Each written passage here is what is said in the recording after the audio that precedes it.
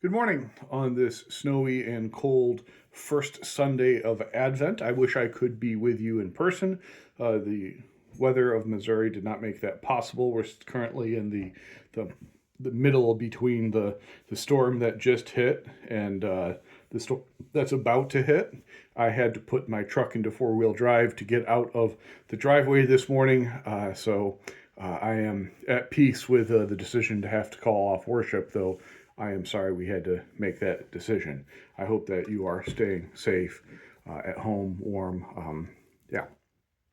So we will begin sort of the Advent sermons next week with well, a week delayed, which will be fine. The thought for today is, interestingly enough, around Eucharist.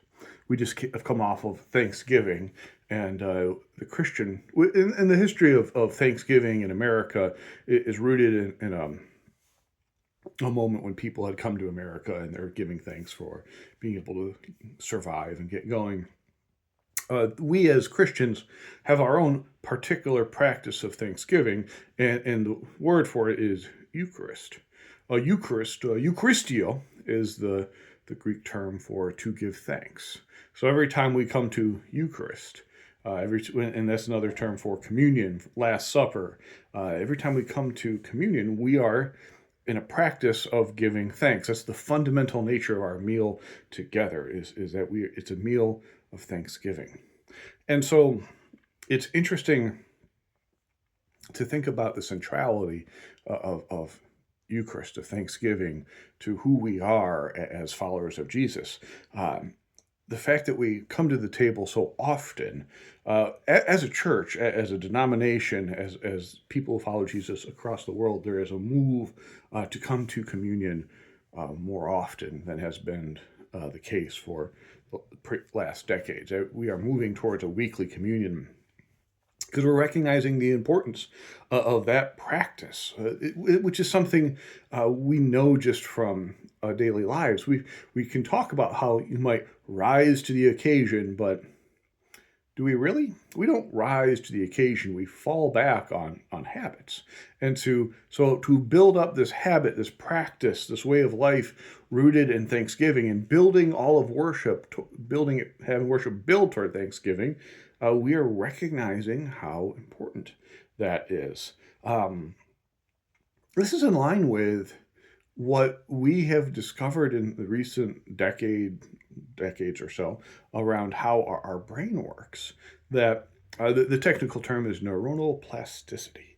Um, the really the practical way to say it is we are what we repeat. We are what we do. And the more we do something, the more we become that person. And so to have a weekly practice of being thankful, a weekly practice of being thankful together is a way to become a thankful people.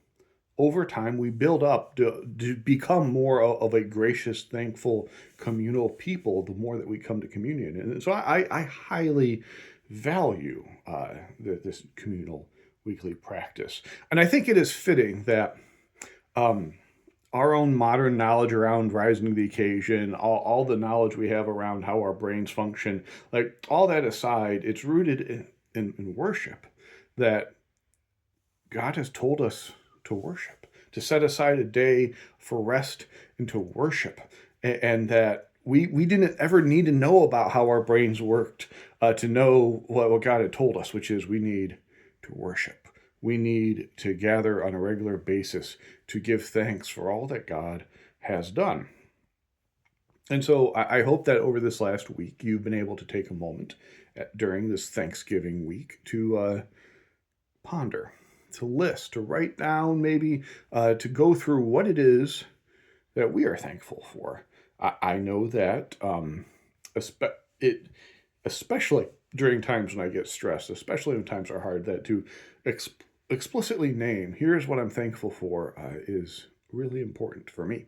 I do also want to tell you that anyone who's watching this video, like if you're part of a worshiping community with me, I'm very, very thankful for you. I could not experience the presence of God in my life in the way that I do without you coming to worship, coming to Eucharist, coming to be thankful with me.